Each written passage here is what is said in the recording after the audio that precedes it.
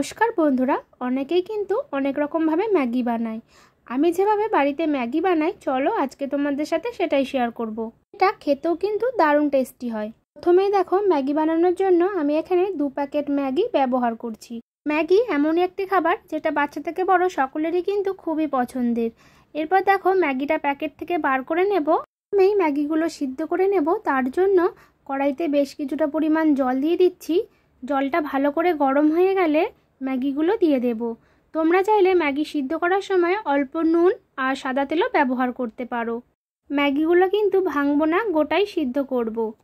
সিদ্ধ করার সময় খেয়াল রাখবে ম্যাগিটা যেন খুব বেশি ওভারকুক হয়ে না যায়। এটা আমি 2 মিনিটের মতো সিদ্ধ করে নিয়েছি। তো দেখো, ম্যাগিটা আমার পারফেক্টভাবে সিদ্ধ হয়ে গেছে। এবার গ্যাসের ফ্লেমটা অফ করে দিয়ে একটা প্লেটের ওপরে ম্যাগিগুলো দিয়ে দেব।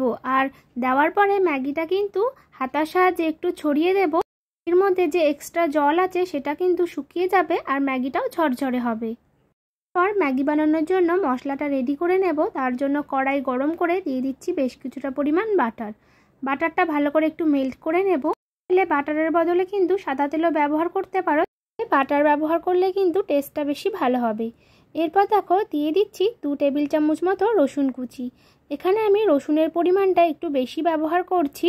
দেখবে রসুন আর বাটারটা একসাথে মিশে একটা ভালো একটা স্মেল আসছে, তখন এতে দিয়ে দেব 1 চামচ মতো কাঁচা লঙ্কা কুচি। তোমরা চাইলে এখানে কিন্তু চিলি ফ্লেক্সও ব্যবহার করতে পারো। এরপর দিয়ে দেব পেঁয়াজ কুচি। তার জন্য আমি এখানে একটা মিডিয়াম সাইজের পেঁয়াজ কুচি ব্যবহার করছি। পেঁয়াজটা একটু নাড়াচাড়া করে নেব। পেঁয়াজটা খুব বেশি ভাজবো না, হালকা যখন ভাজা হয়ে যাবে তখন এতে দিয়ে দেব ক্যাপসিকাম কুচি।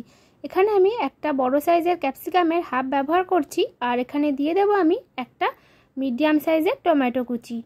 সব কিছু একটু নাড়াচাড়া করে নেব। আর হালকা একটু ভাজা হয়ে গেলে দিয়ে দেব 1/2 চামচ হলুদ গুঁড়ো আর 1/2 চামচ কাশ্মীরি লঙ্কার গুঁড়ো দিয়ে এবার মশলার সাথে ভালো করে একটু মিশিয়ে নেব। পরে মেশানো হয়ে গেলে কিছু সস অ্যাড করব। তার জন্য আমি প্রথমে একটু জল দিয়ে দেব। জলটা দিয়ে দেওয়ার ফলে কি হবে, সসগুলো দিলে কিন্তু পুড়ে যাবে না। সসগুলো অ্যাড করব। তার জন্য প্রথমে দিয়ে দিচ্ছি 1 টেবিল চামচ মতো সয়া সস আর 2 থেকে 3 টেবিল চামচ মতো টমেটো কেচাপ দিয়ে সসটা ভালো করে একটু মিক্স করে নেব। চাইলে এখানে কিন্তু অল্প শেজওয়ান সসও ব্যবহার করতে পারো। এরপর দিয়ে দেব সিদ্ধ করে রাখা ম্যাগি দিয়ে দেওয়ার পর ভালো করে সসের সাথে মিক্স করে নেব। এই সময় পরিমাণ মতো নুনটা দিয়ে দেবে। ভালো করে মিক্স করে নেওয়ার পর এতে দিয়ে দেব 2 টেবিল চামচ মতো ম্যাগি মশলা। এরপর দিয়ে দেব কিছুটা পরিমাণ মিক্স হার্বস। তোমরা চাইলে এখানে অরিগানো ব্যবহার করতে পারো। আবারও সব কিছু ভালো করে একটু মিক্স করে নেব। আর এরপর সবশেষে নামানোর আগে দিয়ে দেব কিছুটা পরিমাণ মেয়োনিজ। আমি 1 টেবিল চামচ মতো মেয়োনিজ দিচ্ছি। এরপর একটা চিজ কিউব নিয়েছি, সেটা একটা গ্রেটারের সাহায্যে গ্রেট করে দেব।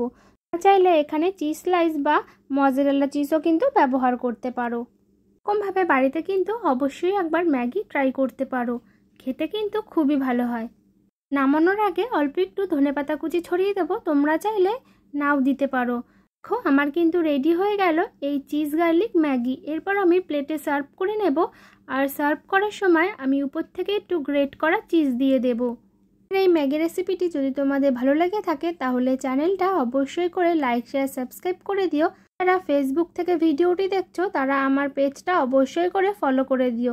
আবারও দেখা হবে নতুন কোনো রেসিপির সাথে।